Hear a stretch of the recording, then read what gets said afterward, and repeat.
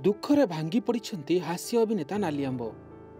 भिणई पद्मलोचनଙ୍କ शारीरिक असुस्थता तांको पई पाल्टिछि चिंतार कारण।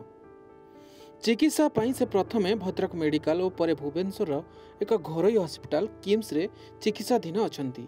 हेले अर्थ साजिछि बाधक। चिकित्सा पई आवश्यक 25 लाख, किंतु केउठु आसीबो एते टंका? सेथिपई 4.5 कोटी ओडिशावासी को सहयोग मागिछंती पद्मलोचनଙ୍କ परिवार और अभिनेता ज्ञान। 4 वर्ष तले निज भौणी अनुसया को हाथ को दुई हाथ करथिले ज्ञान। सबुकिछि परिवार रे ठीक ठाक चलिथिला, किंतु स्वामी पद्मलोचनଙ୍କ हठात असुस्थता तांको दुखर कारण साजिला। अनुसया जानिबाकु पाइले स्वामी पद्मलोचन लिभर जनित रोग रे पीड़ित अछंती। लिभर प्रतिरोपण पई आवश्यक पड़िछि 25 लाख टंका। निज संचित जमाराशि खर्च पर से ओडिशावासी सहयोग लोड़िछंती।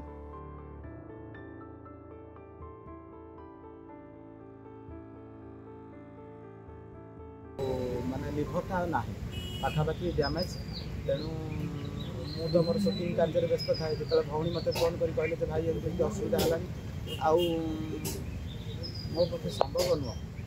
तेणु ओडिशावासी समस्त मुझे रिक्वेस्ट करुँची, मु कलाकार हिसाब से जी मो भौणी की साहय कर मो भौणी निहत अर्थ राशि दरकार 10-15 लाख आम जोगाड़ कर सारे आ 10-12 लाख भाया दरकार। मैंने डॉक्टर को 25 लाख उपर दरकार पड़ो। तेणु जहाँ भी डॉक्यूमेंट अच्छी मुझे सब मीडिया भाई मानक देदेवी आधे भी देदेवी।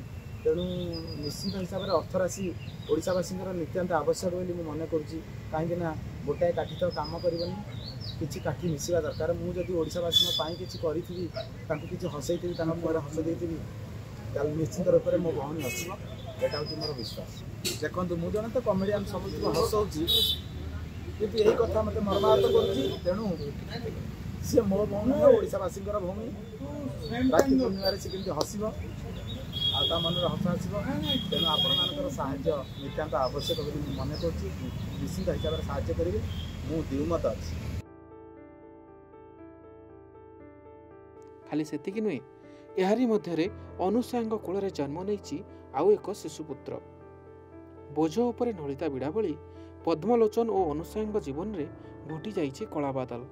अन्यपक्षे पद्मलोचनଙ୍କ झियो और पुओ बापाଙ୍କ फेरिबा बाटकु चाहि रहिछन्ति।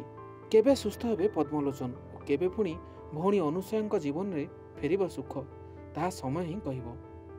सहयोग और सहायता पई पद्मलोचनଙ୍କ पत्नी अनुसया और माँ उषाराणी जेना ओडिशावासी को निवेदन करिसेंति।